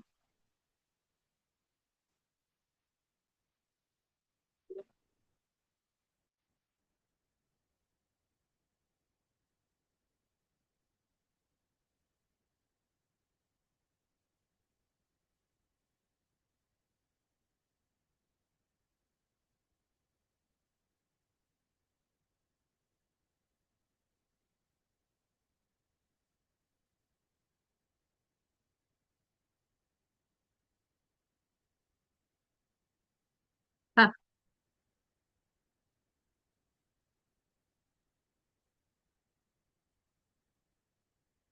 doğrudur. Bəli, ola bilər. Doğrudur. Burada 3-dən 9 toplayıb 12. Burada 3-dən 5-in 8, 1-dən 3-ün 4, 6 ilə 4-ün 10, 2 ilə 4-ün 6, 9-dan 3-ün 12, 3 və 9, 12, 5, 8, 13, 1, 5, 6. Bəli, doğrudur. Aferin. Bax burada da deyir. Bax 1-dən B alıb, 2-dən İ alıb, 6-dan A, 11-dən O, 7-dən nə olar? Kitaba niye mümkün değil yazdılar? Çünkü bunu emal edən proqram sadəcə ədədləri emal edə bilir. Kitab burada ədəd olmadığına, rəqəm olmadığına görə emal edə bilmir deyə mümkün deyil yazıb. 7-yə nə olar? 1-ə B-dırsa 7-yə nə olar?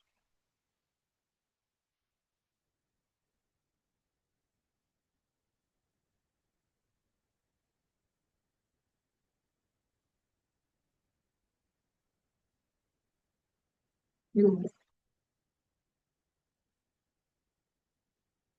Bax, baş hərfləri ola bilərmi? Bəli. 7-yə də Y olacaq, ona görə də baş hərflərini götürürük. Sonra bax, biri də var idi burada. Bəli, burada nə olar bəs? 34-də 3 dənədir, 6-da 2 dənədir, 9-da 2 dənədir, 5-də 1 dənədir. Bir 12-də neçə dənə olar? Bir ipucu vereyim. 34'ü e, hərflərlə yaz. Hərflərlə 34 yaz. Gör orada nə 3 dənədir.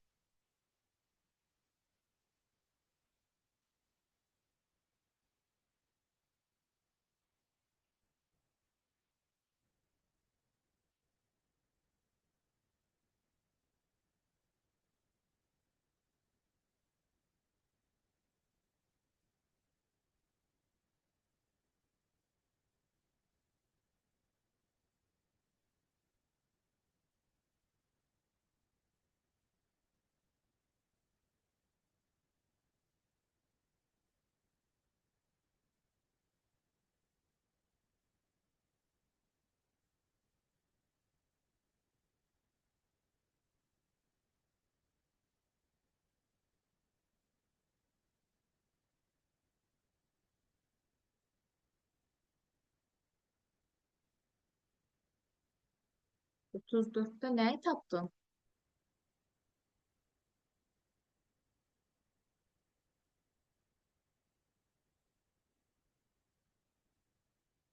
Bəli, saatlərin səsi. Sayı. 6-da 2 dənə, 12-də də olacaq neçə dənə? Bəli, 3 dənə. Doğrudur. Ha, bu da bayaq keçdiyimiz suallardandır. Humay. Yəqin ki, artıq yaza bilərsən. Buradan sonra keçir artıq say sistemlərinə. Humay. Aydın olur. Bax, dərslə bağlı sualın varmı?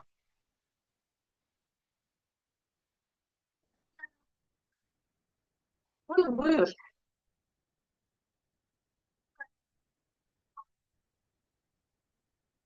Yox, ehtiyac yoxdur. Bir dəqiqə mən dərsi burada saxlayayım.